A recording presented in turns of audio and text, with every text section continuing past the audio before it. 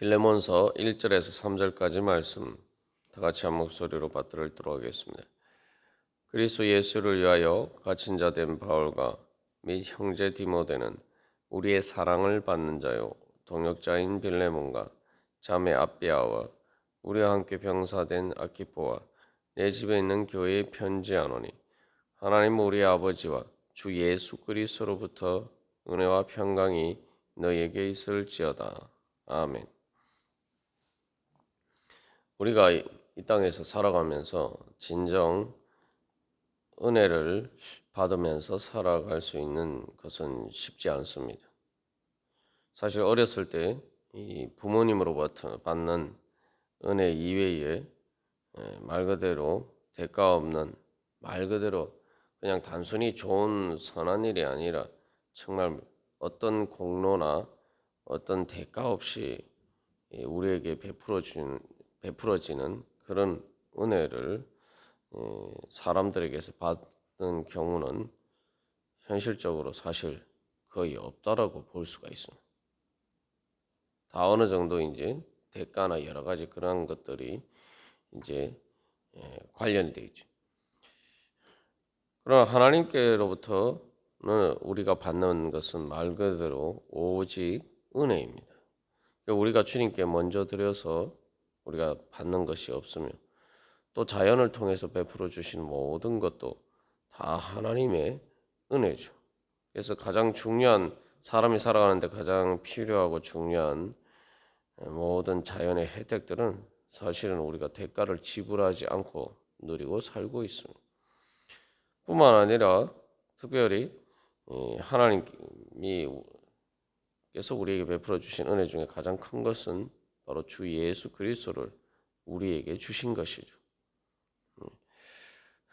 그래서 예수님을 통해서 자신의 생명까지 아끼지 않고 전부를 주신 그 은혜를 우리가 하나님으로부터 받아 누리고 살아가고 있습니다. 그래서 진정한 은혜라고 말할 수 있는 것은 이제 말 그대로 우리가 하나님으로부터 또 예수님을 통해서 받는 것 뿐이라고 볼 수가 있습니다. 그래서 여기서도 특별히 하나님에 대해서 이야기를 할 때 그 은혜와 평강이 너희에게 있을지어다라고 할 때 하나님에 대해서 우리의 아버지다라고 이야기하고 있고, 그리고 주 예수 그리스도로부터라고 이야기하는 것입니다. 그래서 이 하나님을 통해서 그 우리에게 그 베풀어 주시는 그 은혜는 말 그대로 대가 없이 우리에게 주어지는 것이기 때문에 그것은 다른 말로 하면 그게 이제 바로 사랑이죠. 그런데 그 사랑은 또한 그냥 단순한 사랑이 아니라 바로 영원한 언약의 사랑입니다. 이게 무슨 말이냐 하면은 이스라엘 백성들에게 하나님께서 은혜를 베풀어 주신다 할 때 이 은혜란 말은 이제 구약에서 우리가 보통 그 한글 성경에서 인자하심, 하나님의 인자하심이라고 번역된 바로 그 말을 번역한 경우가 많습니다. 그래서 그 하나님의 인자하심이란 것은 단순히 뭐 우리에게 선을 행하시는 것이 아니라 하나님께서 우리에게 은혜 베풀어 주시기로, 하나님께서 우리를 사랑하시기로 약속하시는 것.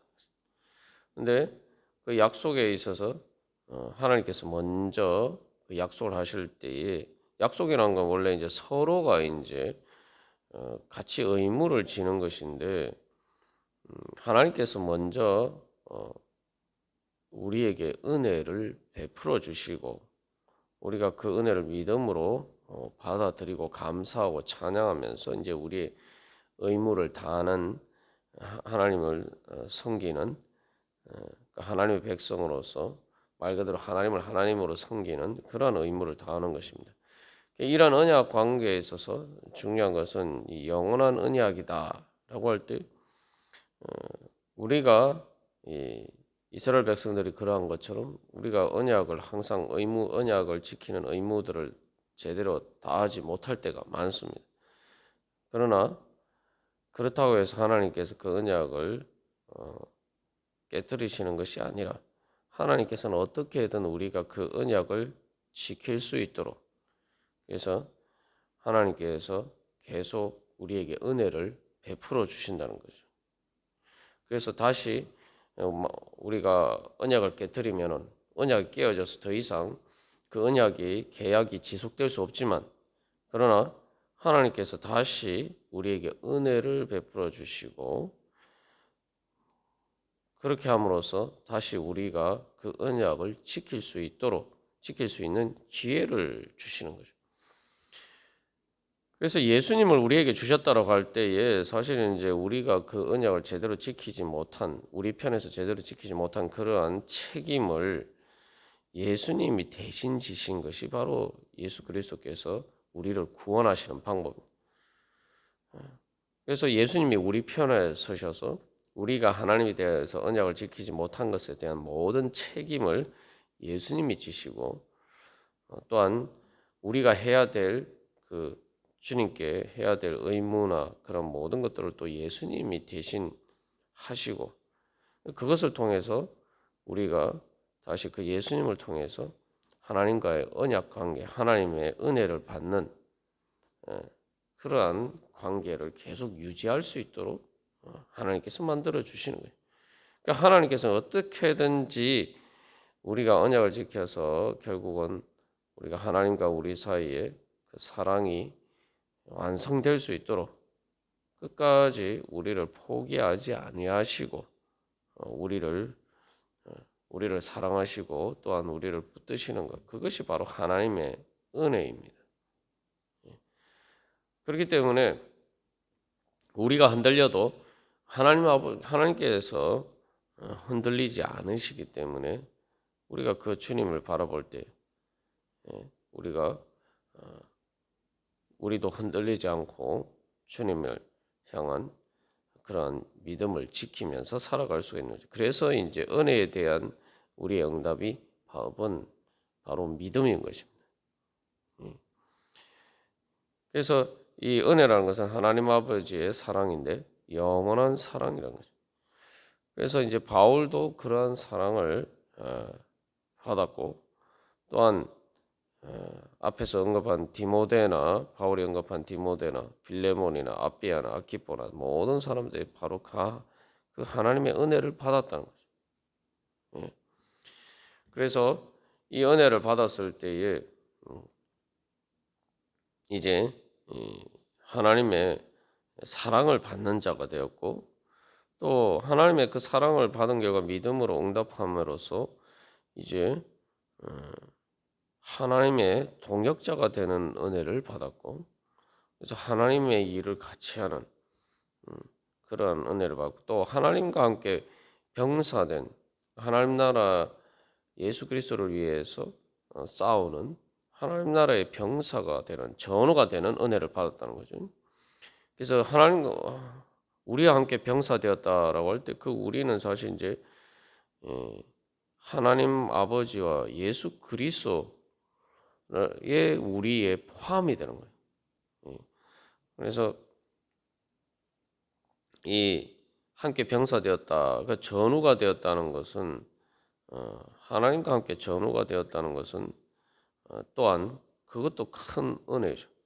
우리가 생각해 보면 하나님의 사랑을 받는 것도 은혜지만 하나님의 이 일을 같이 하는 하나님의 동역자가 된다는 것은 그것은 또 우리가 이 일을 하니까 우리의 행위나 공로라고 생각할 수 있지만 그것 자체가 사실은 영광이고 은혜입니다.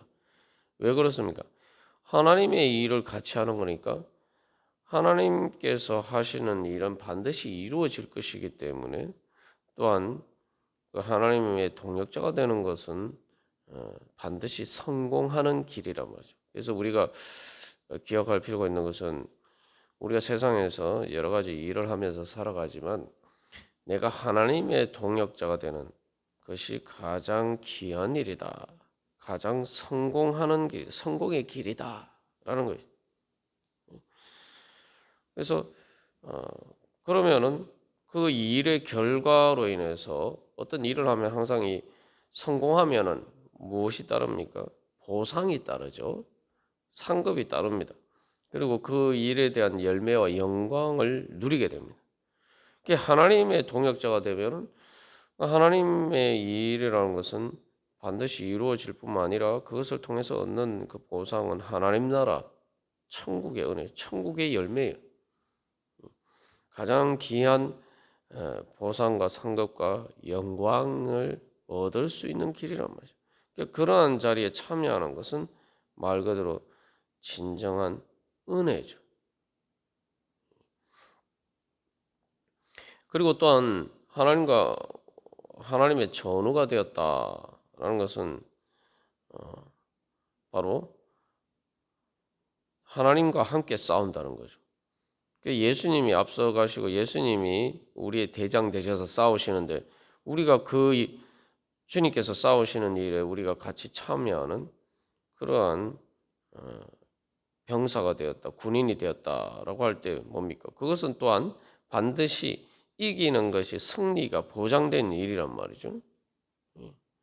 그리고 또한 그것을 통해서 얻는 그 모든 영광의 전리품은 또한 주님께서 우리에게 나누어 주시는 것인데 그렇기 때문에 그것은 또한 우리에게 영광이 되죠.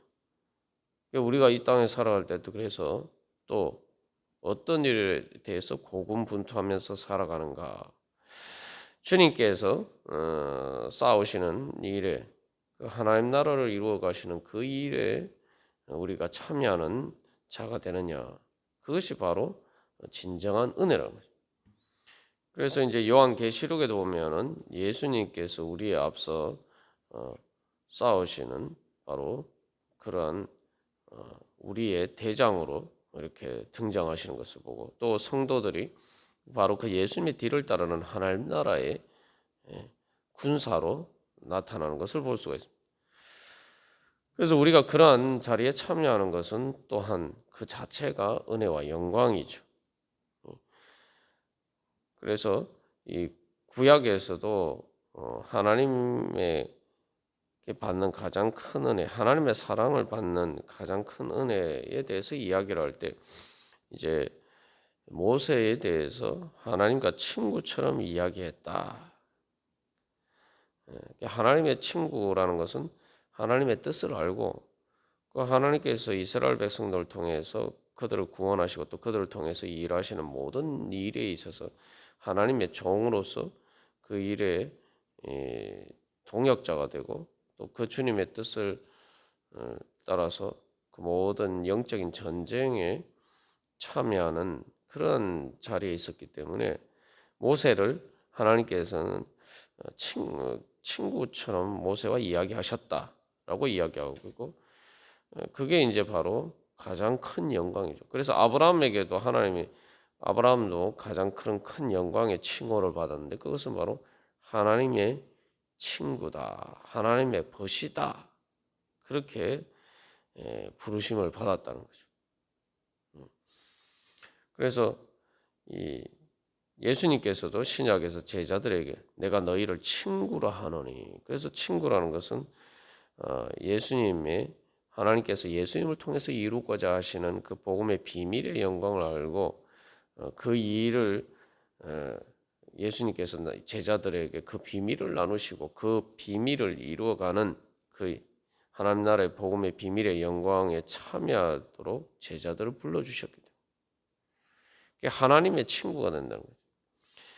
그래서 하나님 우리 아버지와 주 예수 그리스도부터 은혜와 평강이 너희에게 있을지어다 할 때 그 은혜가 라는 것은 주님께 사랑을 받는 것뿐만 아니라 주님의 동역자가 되고 또 주님과 함께 싸우는 하나님 나라의 십자가 군병이 되는 바로 그 하나님과 예수님과 함께 전우가 되는 그러한 것이 진정 가장 큰 은혜와 영광입니다. 그게 이제 하나님께서 우리에게 베풀어 주신 은혜에 믿음으로 응답하는 것이며 그렇기 때문에 사도 바울이 그리스도 예수를 위하여 갇힌 자 된 자, 그리스도 예수께 속한 자라는 것이 그게 바로 다른 것이 아니라 은혜라는 거죠. 그것이 참된 은혜입니다. 그래서 이제 여기 이제 우리가 1절에서 이제 3절까지 말씀에서 우리에 대해서 했는데, 그래서 바울과 디모데와 빌레몬과 아비아와 아키포가 또 골로새에 있는 교회가 바로 우리인데, 바로 그 우리의 오네시모를 끼워주자라고 할 때 우리가 기억해야 할 것은, 그 우리에 있어서 그 우리의 출발점이 되는 것은 바로 하나님과 예수님이라는 거죠. 그래서 우리가 성삼위일체 하나님을 고백하는데, 성부, 성자, 성령 하나님께서는 말 그대로 삼위이시지만 세 분이 아니라 이제 삼위이신데, 완전히 사랑 안에서 뜻을 같이 하시면서 완전히 하나가 되셔서 하나, 말 그대로 한 분 하나님이 되셨다는 거죠. 우리가 그걸 참 인간의 그 어리석은 생각으로 다 이해할 수가 없습니다만, 우리가 한 가지 생각해 볼 것은, 사실은 우리는 우리 안에 내 마음에 있어서 내 생각과 내 감정과 의지도 하나가 될지 않을 때가 많습니다. 그게 사실 인간의 가장 큰 힘들고 어려운 문제죠. 생각하는 것과 감정과 의지가 이 완전히 하나가 돼서 통일되는 것이 어렵단 말이죠. 그런데 주님께서는 완전히, 성부, 성자, 성령 하나님께서는 완전히 완전하신 분이 하나님이시기 때문에 완전하게 그 뜻에 있어서, 사랑에 있어서 완전히 하나가 되셨다. 그래서 이제 그것을, 하나님을 표현할 때 성삼일체 하나님이다라고 하고, 그래서 이 구약 성경에서도 하나님께서 우리의 형상을 따라, 창세기 1장에서도 그렇게 이야기하고, 또 이사야 선지자가 성전에서 하나님을 만났을 때 누가 우리를 위하여 갈꼬. 그래서 그 우리가 1차적으로는 성삼위일체 하나님의 우리죠. 여기서도 이제 3절에서, 그래서 사실 우리라고 할 때, 1, 2절에서 우리라고 할 때에 그 우리의 시작은 바로 3절에 하나님 우리 아버지와 주 예수 그리스도부터, 그리고 그 은혜와 평강은 성령의 은혜와 능력이죠. 그래서 성삼일체 하나님의 그 우리에 바로 참여하는 것이고, 또 그 우리는 성삼일체 하나님과 또 하나님의 종으로서의 하나님 하늘나라의 그 모든 천군 천사들이 이제 포함이 된 거예요. 이제 바울은 바로 그 그리스도께, 예수께 속한 자다라고 할 때에 바울은 그 우리에 참여하는 영광을 누리고, 또한 그렇게 해서 이 교회는 예수 그리스도의 몸이기 때문에 교회는 바로 그 성삼일체 하나님의 우리에 참여하는 그러한 영광을 누리게 됩니다. 그래서 우리가 세상에서도 이렇게 힘들고 어려운 것은 소외되는 것입니다. 소외되는 것. 이제 쉽게 말하면 이제 왕따 당하는 것이 세상을 살아가면서 가장 힘들고 어려운 일이죠. 그래서 사람들은 어떻게든 그 우리라는 데서 자꾸 포함되기를 원합니다. 그렇지 않으면 사실 살 수 없는 것이 우리죠. 그래서 그런 우리에 포함되기를 원하는데, 사도 바울이 고백하는 것은, 사도 바울이 받은 가장 큰 하나님으로 받은 은혜와 평강은 바로 하나님, 성삼일체 하나님의 그 우리에 참여하는 자가 되었다는 거죠.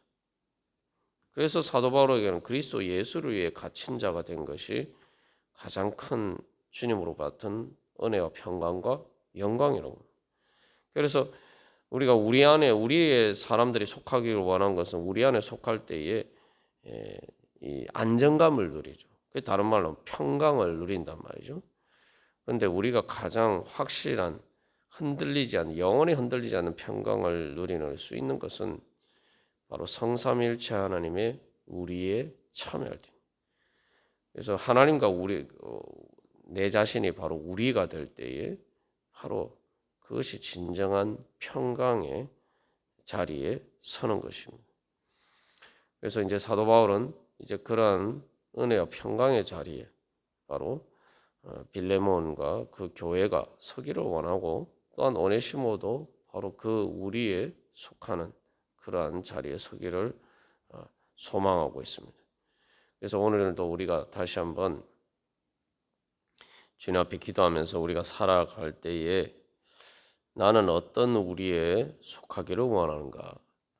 내가 진짜 주님께 받기를 원하는 은혜는 무엇인가? 정말 나에게도 주님과 함께 우리가 되는 그러한 소망이 있는가? 그것을 정말 은혜라고 생각하는가? 내가 주님의 사랑을 받는 은혜를 받기를 원한다면은 내가 정말 진정 주님의 동역자가 되기를 원하는가? 내가 진정한 성공을 바란다면 내가 주님의 동역자가 되기를 원하는가? 내가 진정으로 승리하기를 원한다면 진정으로 주님의 병사가 되기를 원하는가? 내가 진정으로 주님의 은혜를 받기를 원한다면 나는 하나님과 친구가 되기를 원하는가?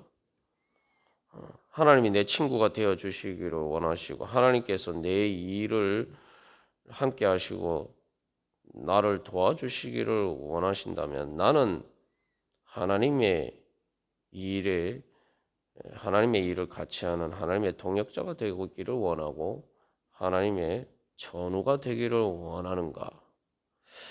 다시 한번 우리가 이런 믿음을 돌이켜보면서 주님께서 우리에게 베풀어 주신 가장 큰 은혜와 영광을 받기에 부족함이 없는 그런 자리 가운데 나아가기를 간절히 소망합니다. 다 같이 기도드리시겠습니다.